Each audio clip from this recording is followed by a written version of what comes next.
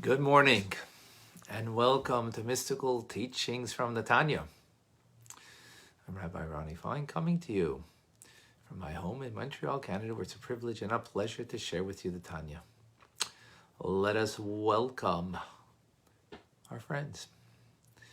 Annie Bonestayes from, I'm not certain, but somewhere where they speak Spanish. Fariba, shalom to you from Let Us Know. Stephanie from Bloomington, Illinois, Boker Tov, and Isa, Erev Tov. Oh, it's evening. You are, remind me, Isa. Marilyn from Delaware, good morning. Erica from Norway, hello, good afternoon. And Karen is with us from Miami. Hello. Israel, shalom from Finland. Okay, must be afternoon. Annie from Costa Rica, blessings to you too. Good morning to Heather from Norwich, Connecticut, and Anna from Budapest, Hungary. We have Sigalit with us in New York. Have a wonderful day. Ashley from Texas, good morning. John from North Carolina, where it's wet. Boker Tov. Cindy from Florida, good morning to you. Batya and David. Good morning, Denise. Boker Tov. And Clem from Brisbane, where it's very light. Thank you for joining. Sarah Malka from Charlotte, North Carolina. Thank you for joining. And Linda and Denise, twin sisters. Amazing. Yochanan from Long Beach, California. Good morning, Jeanette. Good afternoon to you in Johannesburg, South Africa. Very nice. Thank you for joining. Wow. Thank you, Isa, from all the languages from Baltimore. Diana from Florida. Robert, shalom to you in Boston. And Everson, Boker Tov de Rio de Janeiro, Brazil. Karen, you having a problem with the sound? Anybody else having a problem? David is saying no sound. Uh-oh. That should not be the case.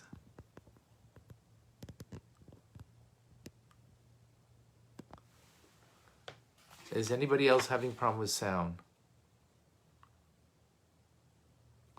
Cindy from Austin, Texas.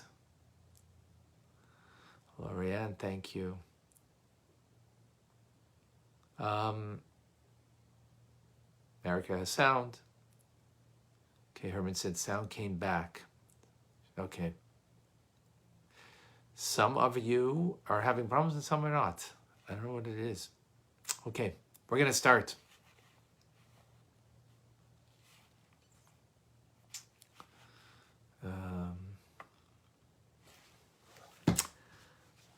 We're in chapter 52. Chapter 51 word is Meichen. Meichen means brains. It's the metaphor.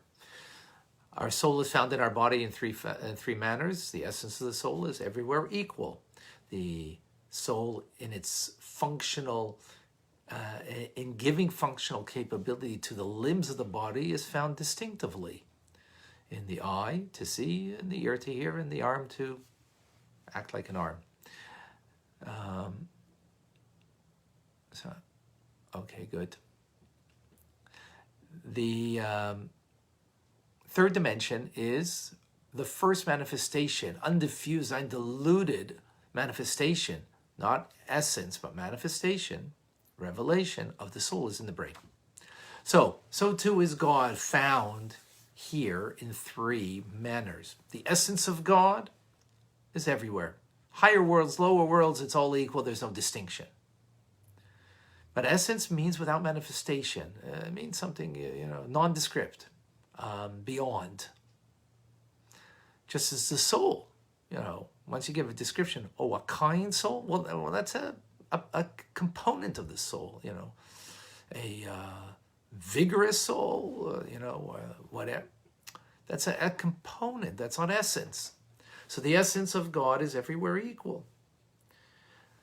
God, as he brings life to higher worlds or lower worlds, and within lower worlds, inanimate versus animal versus human, and so on. Distinction. The distinction is based on how much the light of God is reduced. How much it is reduced, meaning how much a garment, right, holds back the light. So if you have many garments or many curtains, the light's going to be on the other side very little. If you only have one flimsy, then it's not going to be that difficult, or not that much light reduced. So a higher world where souls, angels, the light is not reduced that much, so they have a greater awareness of where that light's coming from. Us, it's so reduced that we don't even recognize. And so we learn Tanya so we can have an awareness of the truth, right? Then there's a third dimension, the brain. So what we learned yesterday, in the metaphor of the brain, that is the first undiluted, undiffused light of God that is brought into the world. Well, it had 4 dimensions, 4 names to it. Revealed world, it was called the Queen, it was called Nether Mother, and Shechinah. Yesterday we went at length to explain the 4 dimensions of the same thing, which is Malchus of Atzilus, which is the 10th and final attribute in the world of Atzilus, the world of emanation. These terms we've learned before. That world of emanation. Malchus is the manifestation of the Ein Sof, of the limitlessness of God. So we're going to use the term Shechinah right now, which is divine presence, and as opposed to using the other names. And that divine presence is the undiffused, undiluted light of God that is first manifest, the light of the Ein Sof that is first manifest, that is manifest, right? Just like in the brain, right? The undiffused soul is undiluted, is manifest there. Not the essence, but manifestation. So that manifestation is extremely powerful. Metaphorically, it's like the sun. And all of the rays are so powerful, are so nullified and subjugated, that a ray of sun within the sun, not called a ray. What is it called? Part of the sun. Part of the globe of the sun. And that's its definition. That's what it is. It's not separate. So the question then is, the Shechinah being this sun that is a manifestation of God in creation, and as we will see on all levels of creation, in the spiritual world and in this world, and we're going to go step by step in this. It's going to take some time till we finish actually chapter 53 next week, is a powerful manifestation of the divine that the Alter Rebbe asks or answers. How is it possible that we don't become nullified by the divine presence of God, like the ray of sun within the sun? If there is that presence of God in creation, it should nullify everything, meaning it shouldn't have any separate identity, separate existence.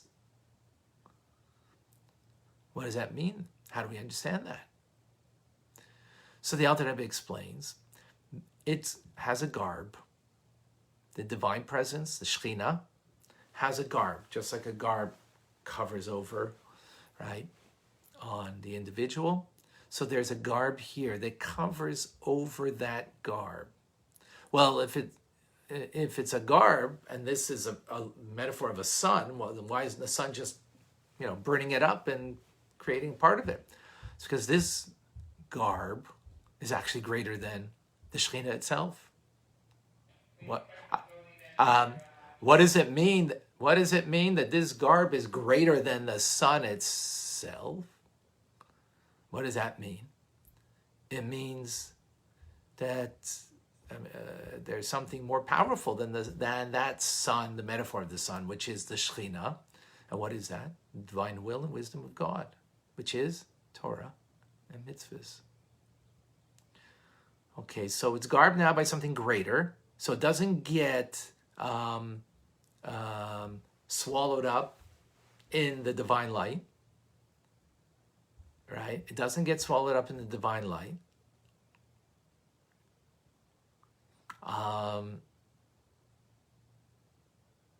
So why doesn't it then become, if it's greater than the sun, so the metaphor of the sun, then that means it's more powerful, so it should swallow up everything in its, so to speak, path and its way, and there should be no identity of anything in the creation.